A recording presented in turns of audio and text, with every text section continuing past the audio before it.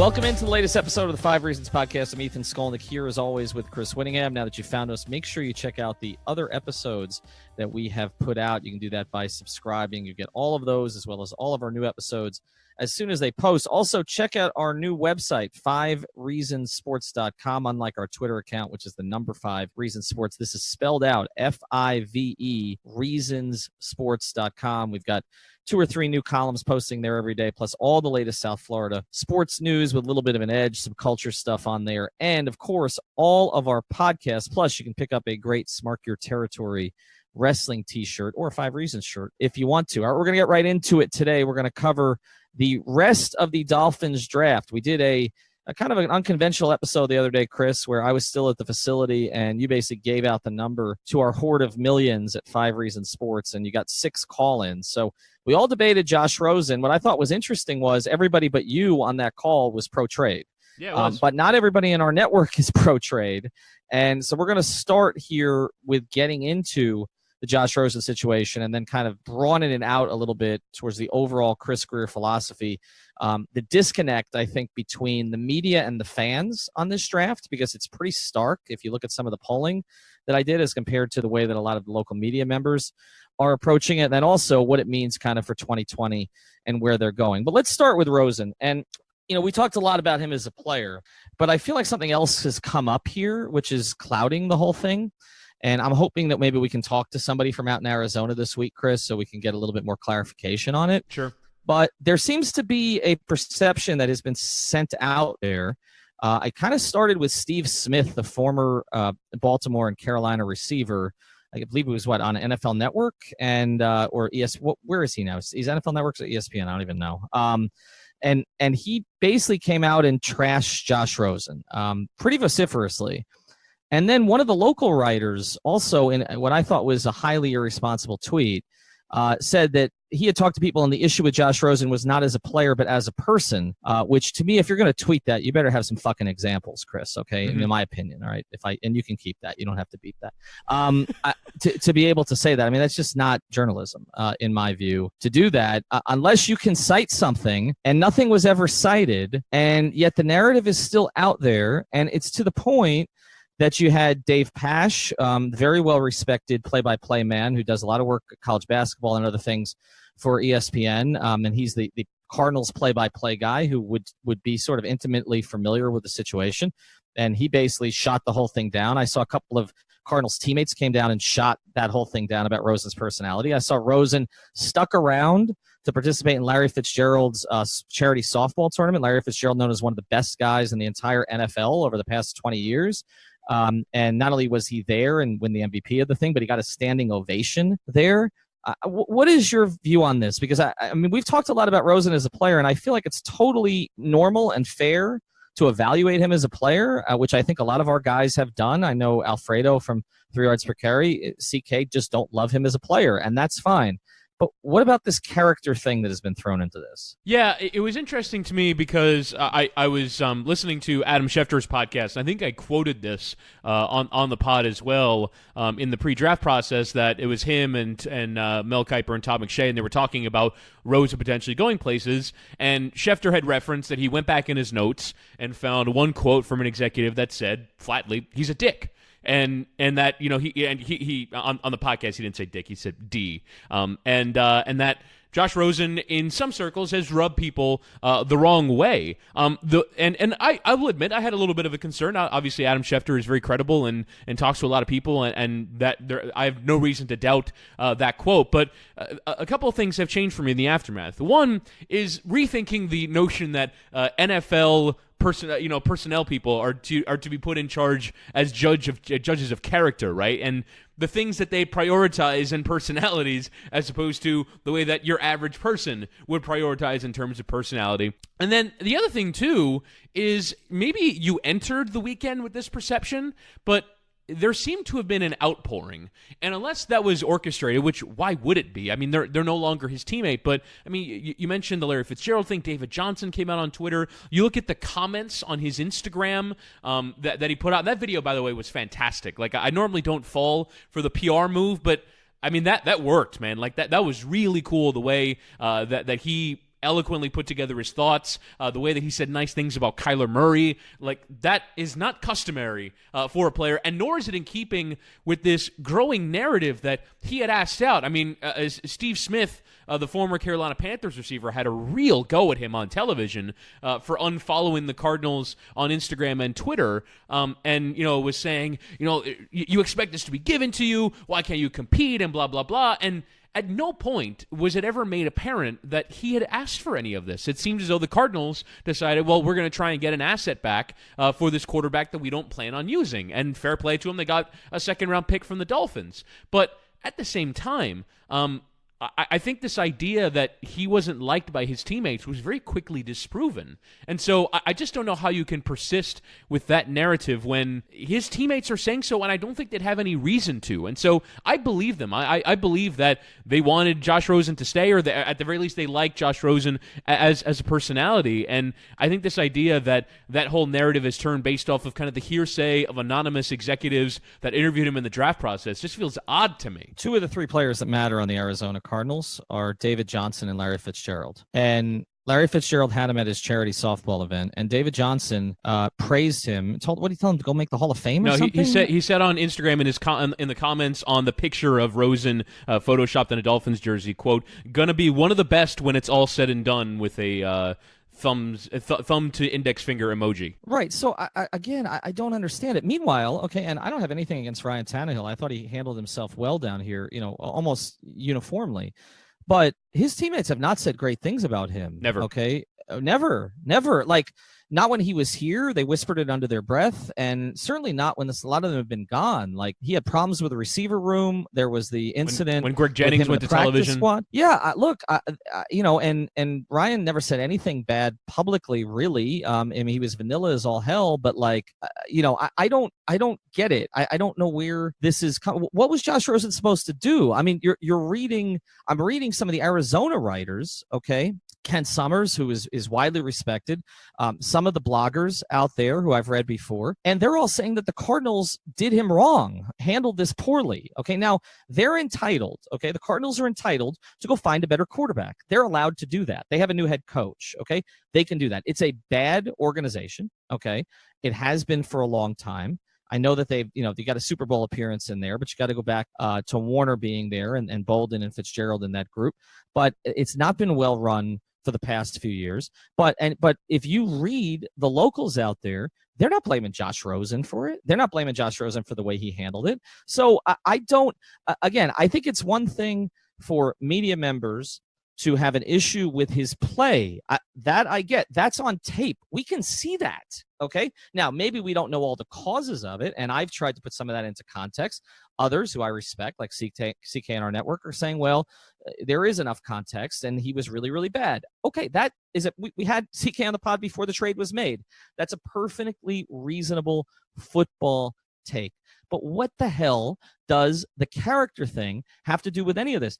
Did Arizona get rid of him because of character? No, they got rid of him because they thought Kyler Murray was better. They brought in a quarterback guru who wanted Kyler Murray. They were the worst team in the league. He's the first pick in the draft. They took him. But the rest of this stuff, like, I don't get it. And, look, I don't want to get overly personal here, but it's sort of a pattern, okay, down here with one person in particular. And I don't understand it. And it makes me think that there's something else behind it. Maybe it's his politics. Maybe it's just the way he acts, or that he rubs, a certain person the wrong way. But you can't report on guys like that, okay? And you cannot throw it out there that you're hearing that it's that's personal issues without some kind of example. Give me something, okay? Like, there were some quotes before Rosen came out about how there were 10 mistakes or 9 mistakes taken before him, right, in the draft.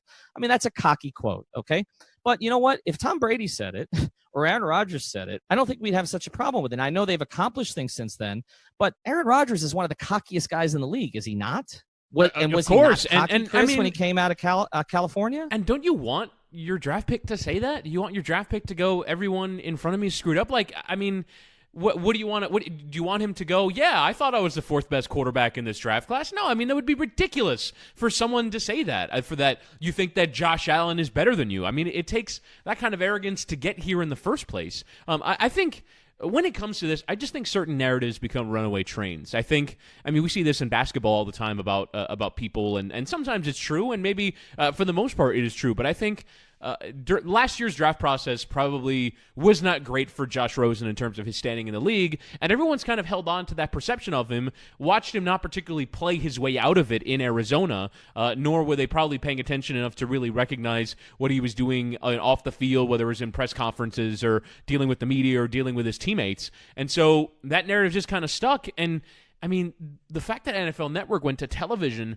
to have a go at him for unfollowing the Cardinals on Twitter and Instagram was just so stupid to me. Like, I mean, obviously, as a method of tea leaf, gathering for, oh, maybe he's going to get traded now that he's unfollowed them. Okay, that's one thing. But I mean, to make it some, character slide, and Peter Schrager's on television going, well, teams look at this, teams value this, and this is a bad look, and it's like, it's confirmation bias that started with this narrative from the draft process, and I was willing to buy it up until the point that his teammates came to his defense.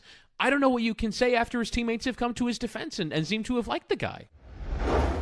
We'll get back to our episode here in a second, but first I want to tell you about a great new sponsor of the 5 Reasons Sports Network, and that is ShipYourCarNow.com. These guys can move any car, boat, RV, motorcycle, or equipment anywhere you need worldwide. You have a business and need to ship freight or machinery? Call them. College moves, new car, used car, buying the toy you've looked at for a while?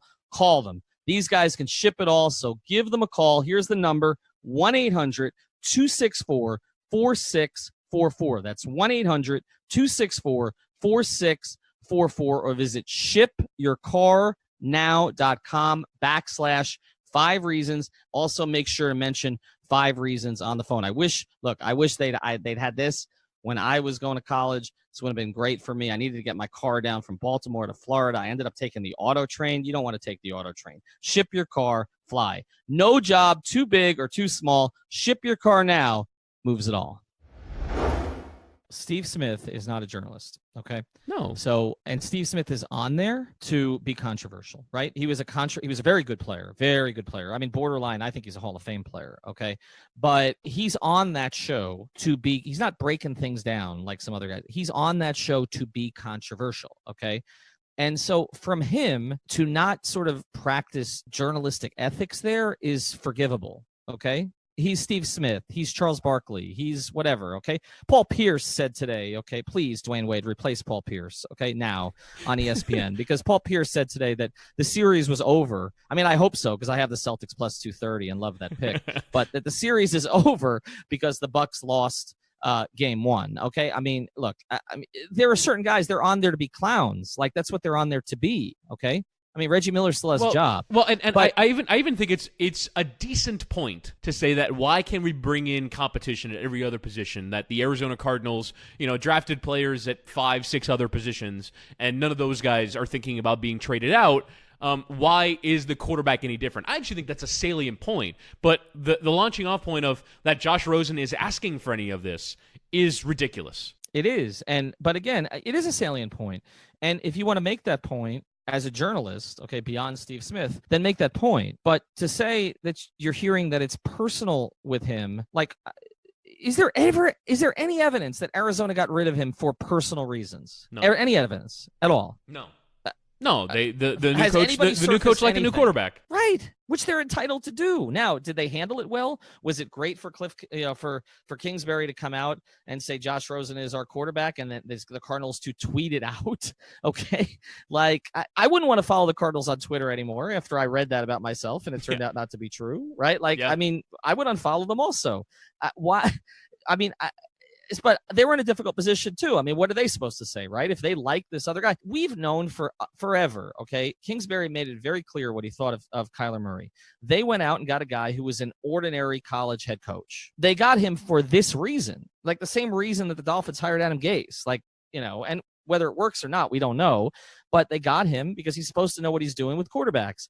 You're allowed to like another quarterback better than the quarterback that you have, and you're allowed to make a decision on whether or not it's worth trading the guy you have or trying to sort of bring him in and pretend there's some kind of a competition. But like you said, he never asked for this. And so all I'm saying is that Rosen, okay, regardless of his attitude, regardless of his politics, regardless of anything else, deserves a fair shake here. Like, this is a clean slate. He has not stepped foot on a field in Davie yet. He has not stepped foot in Hard Rock Stadium. And, like, to poison it from a character perspective, do you know how many guys the Dolphins have brought in with character issues over the years? Like, I mean, this guy says some controversial political things and says some arrogant quarterback things, and that's a problem? I don't get it. I mean, you just had Vanilla for 7 years after you had Vanilla for 3.5, right? And Chad Pennington was Vanilla too. He was just good, right? Like, he was just a good guy to have around. They have not had, I mean, and Jay Fiedler, who I love to death, was Vanilla, right? Like, they have not. The last cocky quarterback they had, really cocky quarterback, he wore 13. He wore 13. Yeah. What is wrong with a quarterback being cocky? What's wrong with a quarterback who basically says, when Jimmy Johnson calls a play for him, we're not running that fucking play, okay? Aronde, fucking go over the fucking top. I'll throw it to you. What's wrong with that? Yeah. And Danny had that, not just at the end with Aronde.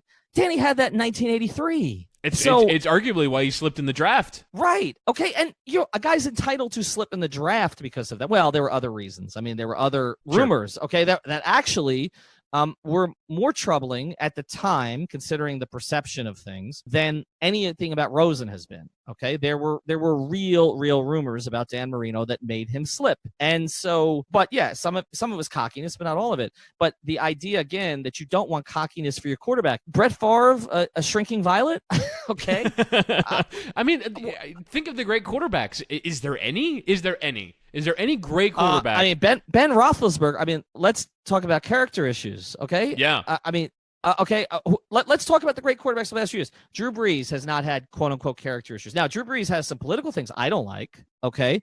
But he doesn't have character issues. Like, there's nothing there. He would be, I guess, the exception. Like, but Drew Brees also on the field sounds a lot like Josh Rosen on the field. There were, Drew Brees has always done the thing, getting his teammates all into it and screaming and all the rest of that. You see some video from Arizona, like, it didn't work. They went 3-13. But Josh Rosen was trying. I mean, you look before games. I never saw Ryan Tannehill act like that. Like, you're right. There aren't many players at that position. I'm trying to think. Pat Mahomes has a little edge to him. I mean, he's young. He'll probably grow into that. But I mean, Tony Romo had some cockiness about him. Most of them that are great or close to great do. Most great athletes, right? I mean, have you met many great athletes that don't think that they're better than the next guy? I mean, I've Dwayne Wade has a bit of that, right? I mean, he's always kind of. There's a lot of that. Yeah, I mean, that's pro sports. Pro sports is you're a little cocky. You're more than a little cocky because you think you're better than everyone. That's why you're there. Right, and Ryan Tannehill acted at times like he's better than the practice squad guys. Like, that's not what you want. Okay, that's not what you want. So I just don't. I'm totally confused as to why that's become the narrative. And then I think this allows us to get into a broader context here because, I polled this and asked people to rate Chris Greer's draft. And that includes Rosen. I mean, you can't take him out of the equation. We talked about Wilkins a lot when we devoted an entire podcast to Wilkins. But Rosen's the big acquisition. He's the quarterback, okay?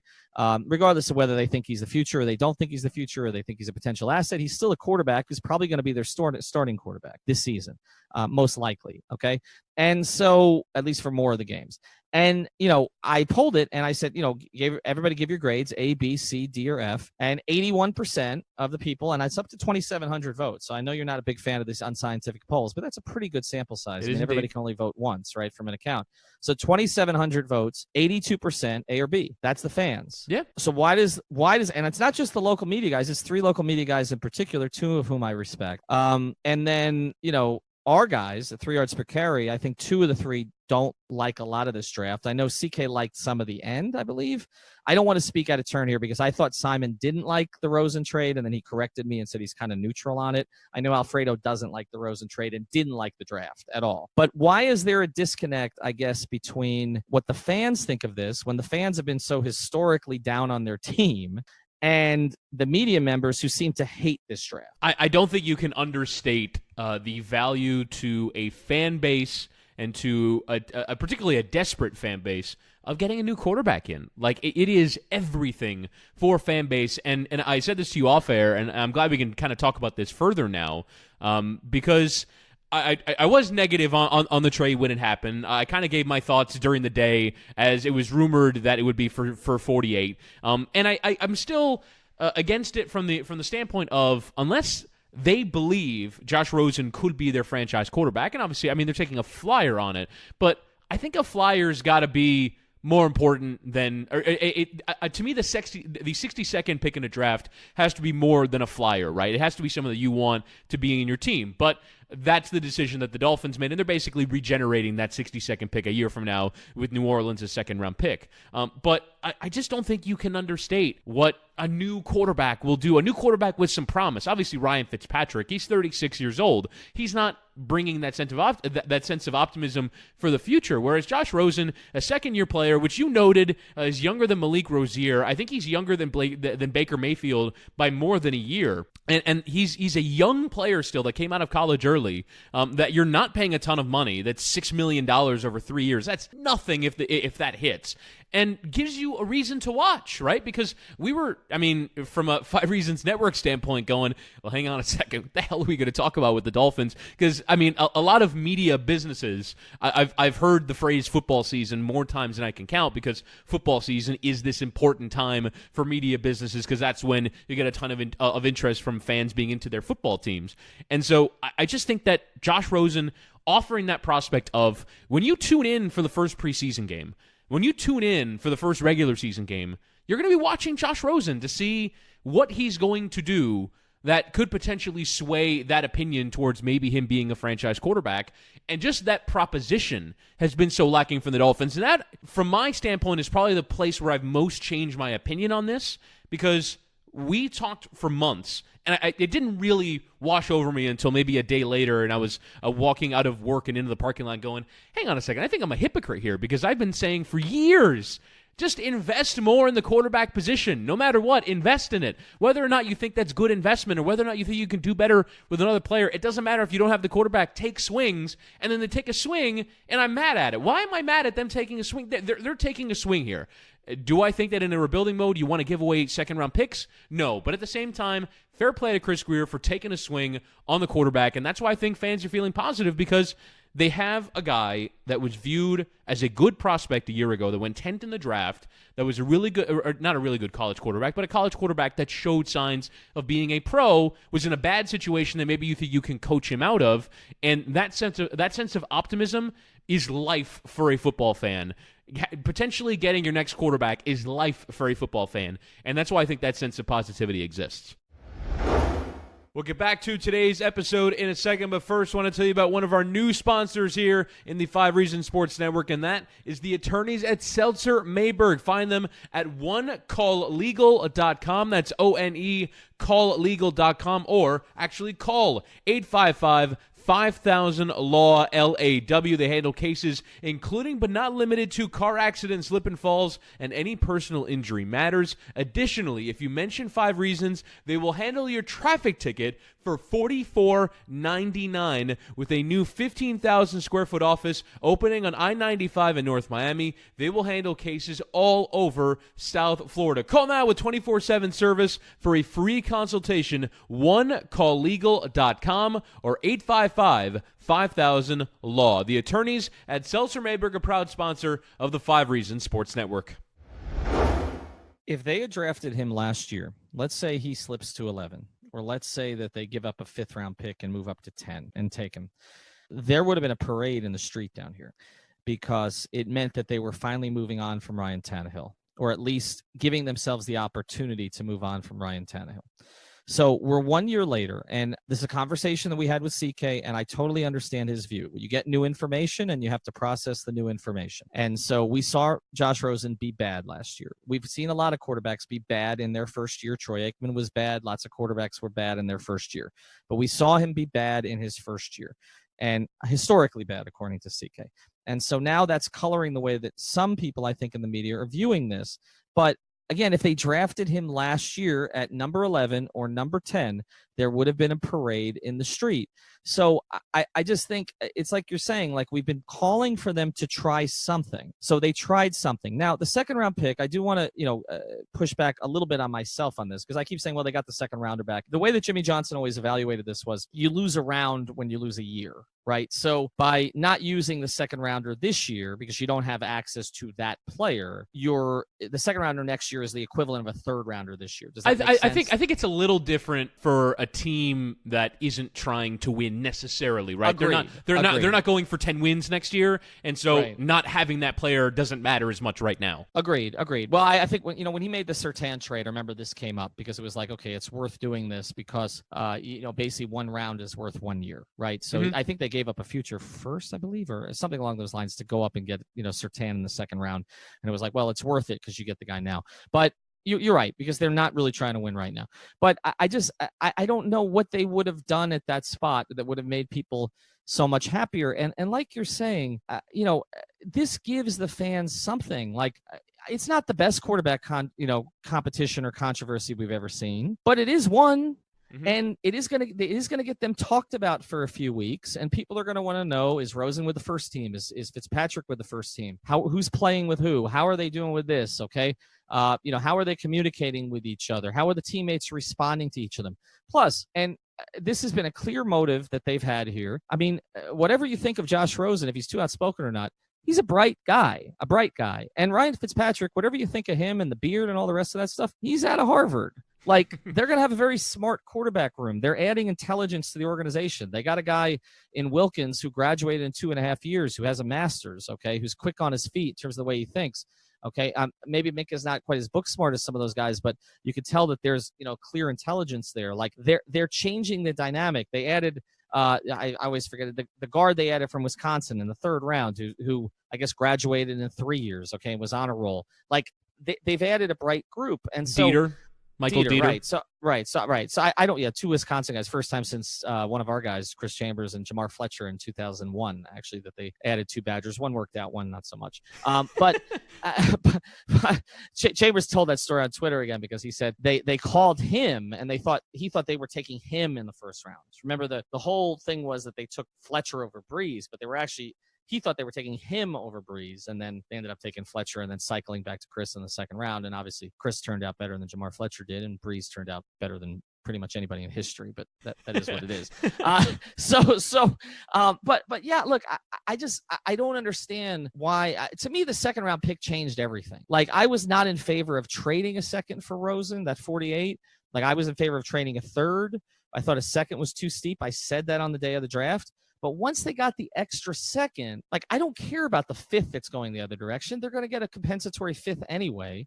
So I don't care about that pick. They can make that pick up. They might be able to trade it. Maybe they can trade Rashad Jones at the trade deadline for a 5th round pick. They'll get the 5th round pick back. Who cares? Okay. I care about picks in the first 3 rounds, right? Like, that's because you can find undrafted free agents, you can find other players, but picks in the first 3 rounds, to me, that's what matters the most.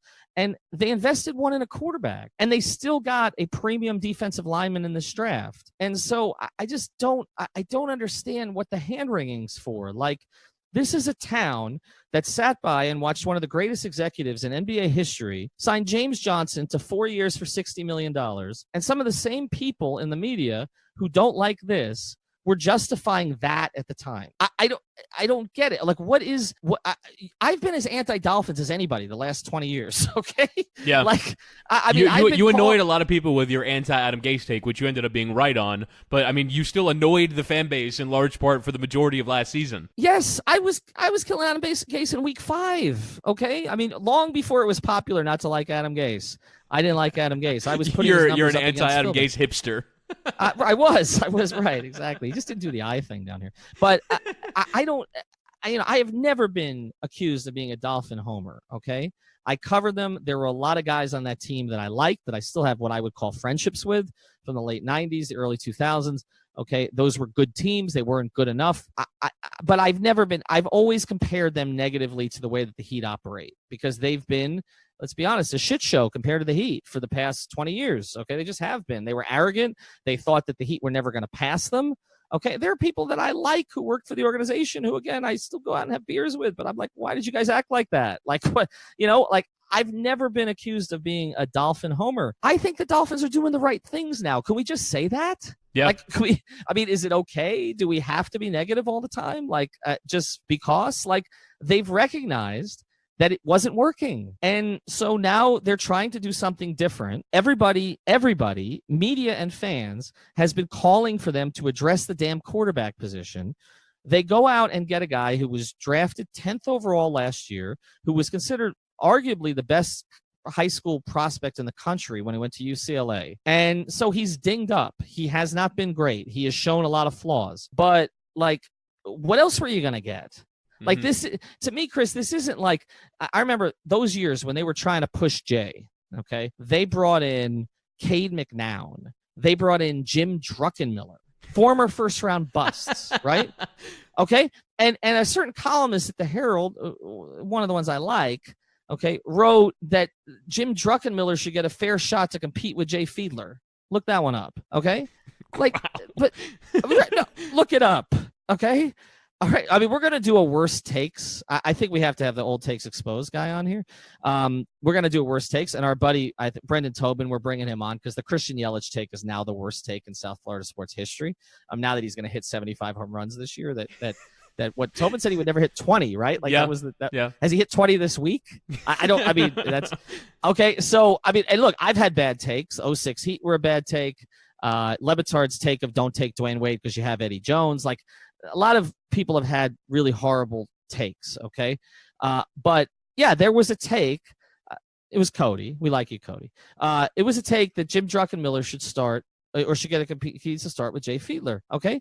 The Dolphins have taken shots on those guys before. But this is not Jim Druckenmiller. I mean, he like 4 years removed, clear bust, or Cade McNown, who I heard stories about Cade McNown in Chicago from his teammates that, like, I mean, they just didn't want to even be on the field with him again. I mean, this is a guy who was 10th overall last year and on a team that was terrible. Can we see how it works? Can we just see how it works? Can we praise the Dolphins for trying something? Like, I don't understand how in 12 months, some people, I sound like the president now. Some people, many people, I don't understand how in 12 months you can go from they need to get one of these 4 quarterbacks or maybe 5 quarterbacks, including Lamar Jackson, right? Well, the disappointment a year ago was that they didn't go up to get him. There were fans that were saying you should have traded up to go get Josh Rosen instead of letting Arizona skip in front of you. Right. And now a year later, we've just decided like it's not worth a look. Mm-hmm. Like, yeah, I mean, okay. So my negativity stemmed from a place of that I didn't think it was worth a look because I'd kind of already decided that he wasn't franchise changing. And look, I think that's harsh probably. But CK has the evidence to back it up that for the most part, if you're that bad in your first year, almost no matter the bad situation, that it probably isn't going to work out for you, and maybe he doesn't work out. I guess where I've kind of, at least added some nuance to that thought is we want the Dolphins to take swings. If they do indeed waste an asset, being the 62nd pick, which they've regenerated, they've only really lost a 5th-round pick next year. They've regenerated that 2nd-round pick. And like, my thought was, we've already made this amazing trade. When that trade came out, 48-62 for, what was it, a 5th and a 2nd? Like, it was just, how the hell did they do that? I mean, it was such a good trade in my opinion. And so why not just take a player at 62 and call it a day? But they clearly wanted to try this Rosen thing. So my objections to this are just take a player at 62. He might end up being more valuable. And I'm kind of already out on Josh Rosen's ceiling. But I'm totally, willing to allow the Miami Dolphins to make that decision for themselves. And if it doesn't work out, you have a go. Part of our philosophy about drafting quarterbacks is, okay, so you wasted some draft capital. The point is, you are going to be nothing without a quarterback anyway. Why not try everything? Why not try everything? Why not waste assets? And that is kind of my thought now is, okay, maybe they wasted an asset, and we can certainly have an argument about whether or not they did so. But if you're going to waste an asset on any position on the field, why not this one? I don't know. Maybe. I don't know. I don't. And again, you're allowed to not like the player. That's as a player. That's fine.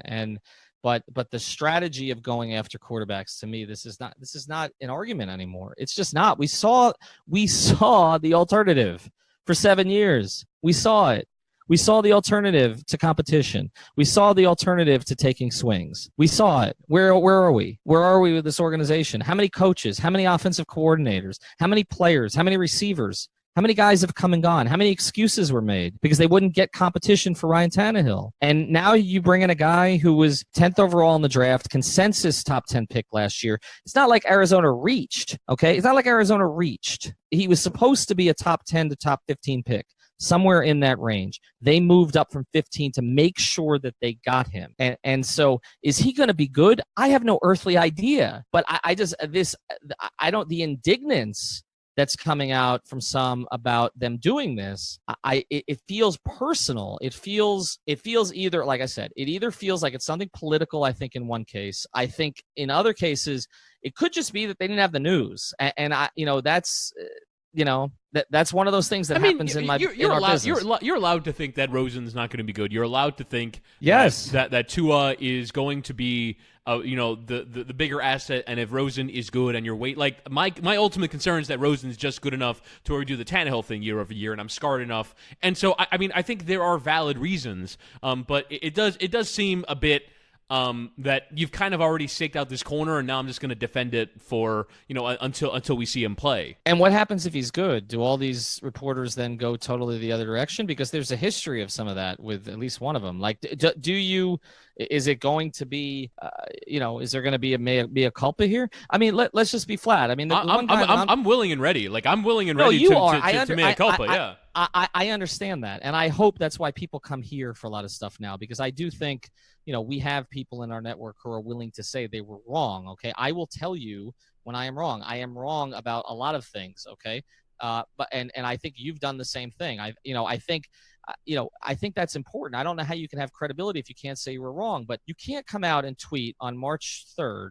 Okay, that Rosen is worth a project. Okay, and if he balls here, it's a win-win for everybody. Okay, if you can get him for a 4th-round pick, that was the one caveat in this particular tweet. Okay, and then turn around now when you gave up a 2nd and a 5th for him, but you got a 2nd back in the other deal, which basically, if you do all the numbers, kind of means you basically gave up a 4th-round pick. Okay.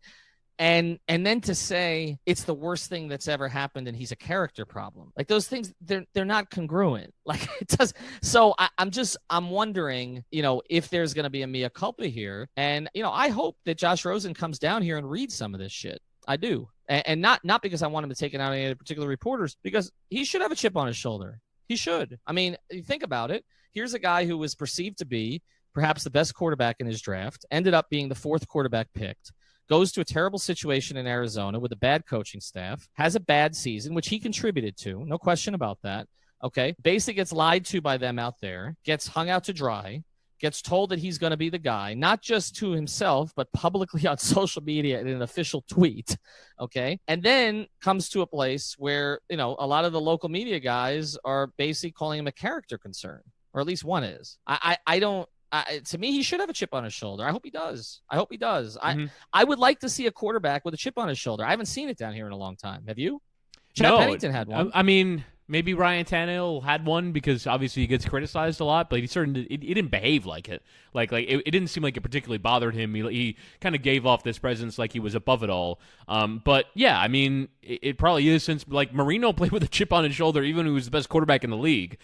So I mean, there just aren't a lot of guys that have really carried any of that. Those personality traits that we associate with the great quarterbacks. And while some of that can kind of be confirmation bias, where a quarterback is good, therefore he has these personality traits.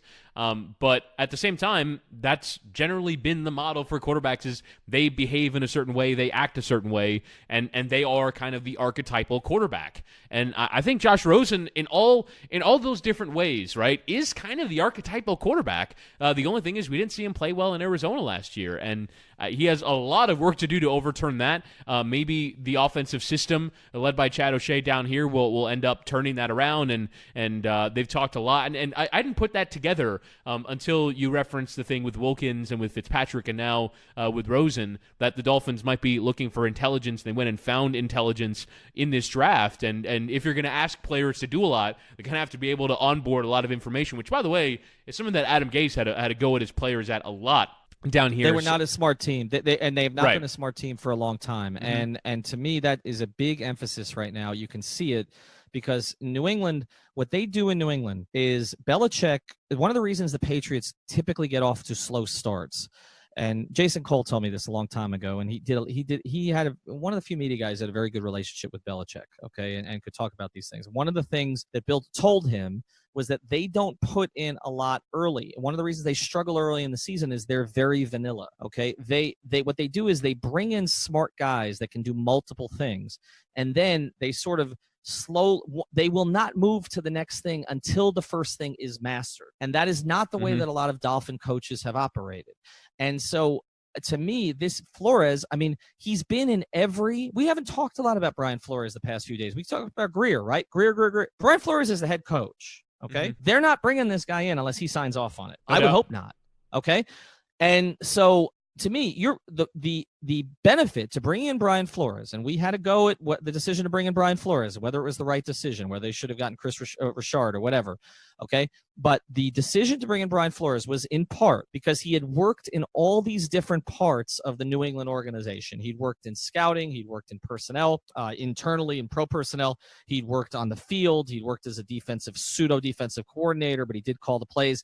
He was familiar with all these different things. Somebody who's familiar with all those different things is intimately involved in the types of players that you're bringing in for particular schemes. And so Brian Flores, this is not happening without his say-so.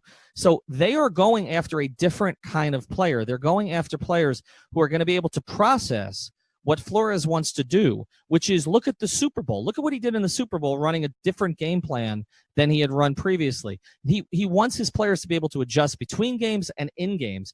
And so I like this emphasis on intelligence, because if they're trying to get guys up to speed, even if they're not trying to win big this year, but if they've got a 2 or 3 year window where they're looking at to try to get really competitive again, they're going to want guys to be able to process what the coaches are doing. And so to bring in a guy in Wilkins who graduated in 2.5 years, to bring in 2 quarterbacks, okay, one of which may still be here when they draft the guy the next year, all right, to have some influence on that player.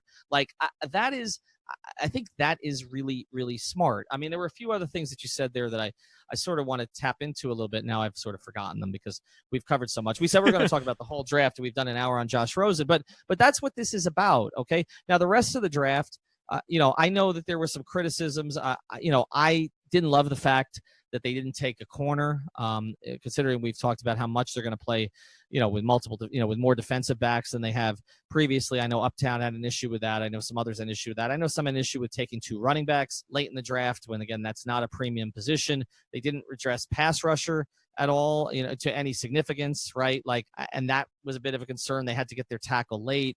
So there are some things there that are concerning just in terms of the types of positions that they went for. But this draft will be judged like all drafts are judged, okay? Mm-hmm. It will be judged based on their first-round pick, which is Wilkins, and based on a quarterback they came back with. That's it. Mm-hmm. That's how we judge drafts. Okay. And especially considering that they're going into, a 2020 plan where they might go again at the quarterback position. We'll get back to our episode here in a second. But first, we've had a lot of inquiries about how you can contribute to the 5 Reasons Sports Network, other than just giving us money, which we'll certainly take, or being a podcaster, and I have too many bad ones already. So here's an idea if you want to get involved with us, and it goes beyond our new website, 5reasonsports.com. We are looking for sales representatives. Why? Because we have a lot to sell. We sell ads on our podcasts. We sell ads on social media. We also are selling sponsorships and banner ads on our website. So we got a ton of inventory to sell. We are credentialed with all 5 teams down here. We're fully established, and we just want somebody who can go out into the community and sell that product, sell Miami sports by Miami for Miami to the South Florida community. So if you want to get involved, here's 2 ways that you can contact us. One is by going to Skolnick at 5reasonsports.com, and the other way is going to Jorge, Jorge, at 5reasonsports.com. Reach out one of those 2 ways, and we will get back in touch with you and tell you how you can help and how you can make money. I do just want to say that one thing that I'm surprised that wasn't brought up when we had CK on the pod, because he was saying that there are certain benefits that you get to have about not caring about 2019, about being a team that's based off 2020 and 2021 and building a foundation and building out a team. Isn't one of those things that you don't have to care about need? that you don't have to care about need, and so we need to plug in a pass rushing defensive end so that we can be better on defense, so that we can win games next year. We need an offensive guard, so let's go in and find this offensive guard that maybe we think other players are better, but we need offensive guard because we don't have any. And so Isn't that one of the things that you get to have by virtue of being a team that doesn't care about winning in 2019 is just pick the players that you want? And I do actually find interesting that they picked the fullback before the running back of the Dolphins did, and that the New England Patriots used fullback to pretty reasonable effect a year ago, particularly in the playoffs when they're running Sony Michel left and right.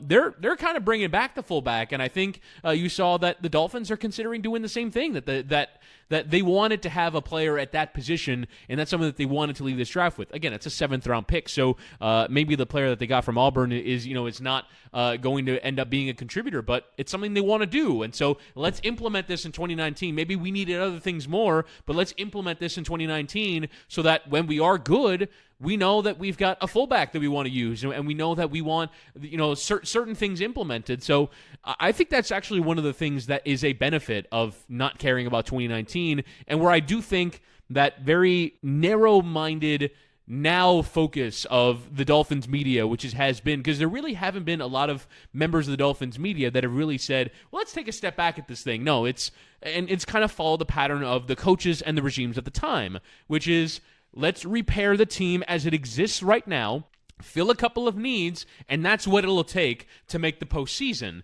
Whereas I think the current regime is taking a more holistic view of things, and I like it. I like that it's different, and I like the fact that, okay, so if you went and identified their biggest needs, the first one would have been quarterback, so they addressed that, but then it would have been defensive end, and maybe right tackle, and another corner, and you identify those things, but maybe the Dolphins have other ideas about, one, how they want to fill those things, two, the fact that they don't have to. And so let's go ahead and go after the players and the ideas that we want to implement first, and then we can worry about needs when we are actually at a stage where we have to win, where the difference between winning 9 games and winning 11 games is your defensive end, is your right tackle, is that's not where the Dolphins are right now. So I'm a little bit surprised at the near-term focus on needs when they don't appear to care about winning games. Or obviously when they step on the field, they will care about winning the game, but they don't have illusions that they're going to make the playoffs next year. Yeah, but my thing is this. How many 6th and 7th round picks have the Dolphins had that have panned out? Rashard Matthews. Rashad Jones. Jeremiah Bell, if you go way back. Mm-hmm. I mean, it's a 1 in 10 chance you're getting a good player in the. I mean, there's as many undrafted free agents that they've had, whether it was Devon Bess or an Adewale Ogunleye, who've turned into starters for them. Like, I mean, what is the difference between 6th, 7th, and undrafted free agent? Like, that's the other thing. I don't understand quibbling over the back end of a draft. Like, it's about the guys. It's about, again, 3 things: the guy you take in the first round, the quarterback you come up with or you don't, and then the other assets that you accumulate that allow you to do other things. And Chris Greer did all 3. He did all 3. Mm-hmm. So I'm giving him an A. I'm sorry. Like, I know there are some here giving him an F. Like, because I don't know these players well enough to know until we see them on the field. And even the guys who watch tape, who know a lot more than I do, I will acknowledge, they don't really know until we see them, in this situation, against grown men in training camp, and see how they handle it. You just don't know. And so he got, I like the first round pick he took for a lot of reasons, personality reasons, but also play reasons, fit reasons, all those things. I like the fact they took a swing on a quarterback, and I love the trade that they made, which, yes, could they have done something better with it maybe than get Josh Rosen? Sure. But they gave themselves the cushion to allow themselves to do it. Mm-hmm. That's why the only thing I thought Greer was disingenuous about, but it's fine, was saying that the 2 trades were unrelated. Of course they weren't unrelated. They weren't unrelated. I mean, no, New Orleans isn't doing it to help Miami. But Miami's making that trade to know what they can give to Arizona. And so, of course, they were related, and that's fine. And it was a great trade, the first trade that they made. And there are worse things that you can do, and this organization has done them for 20 years, Deion Jordan, that there are worse things that you can do than flip one of those second-round picks when you're getting another one for next season for a guy who was, when he came out of high school, considered the best quarterback in the country, who was still a top 10 pick even after a slightly disappointing career at UCLA, and has had only a 1-year sample size. And also, he's not someone you're picking up that hasn't seen, like, NFL bullets. Like, he's been through it in the worst possible situation. Like, okay. And so will he turn out like David Carr? Maybe. I mean, from all those hits the first season. But also, like, what if the Dolphins are slightly better than Arizona? Like, I think the Dolphins line may be a disaster, and I think it will be. But I think their backs could be fine. Their receivers, provided that Wilson and Grant come back healthy, their core 4 is not bad. They have a better plan for Gesicki, hopefully, this year. They brought in Dwayne Allen. Their offensive personnel is probably better than Arizona's was last year. So I'm sorry if this sounds like an angry pod for me today, but I'm reading this stuff, Chris, the last 48 hours, and I don't understand the perspective on it from people who, some I expect, but some who I have been typically more measured about these things. And I don't understand, like, sort of the extreme negativity to what the Dolphins did when it's kind of what a lot of people have been calling for them to do for a long time. I just don't get it. Yeah, and that's entirely fair. And I think, for the most part, on the level, it's just people don't think Josh Rosen is good.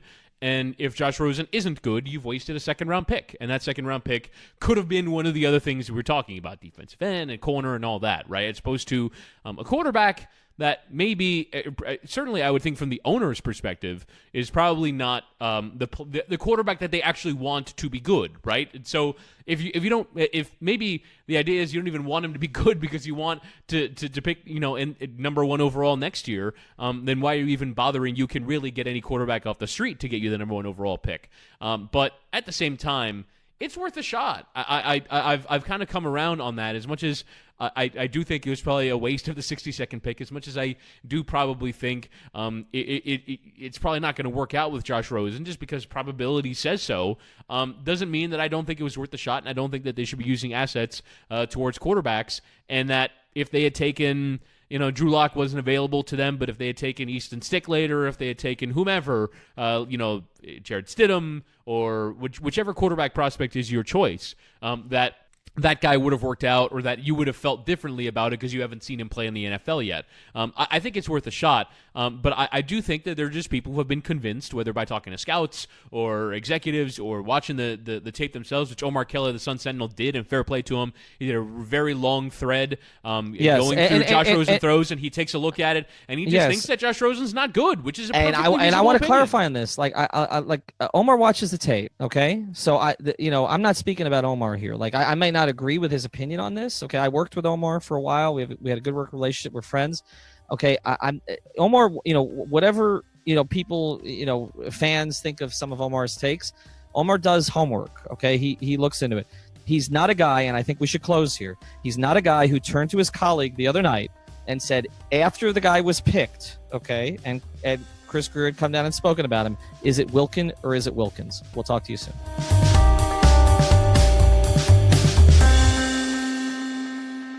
Thank you for listening to the Fire Ringer podcast. Thank you so much.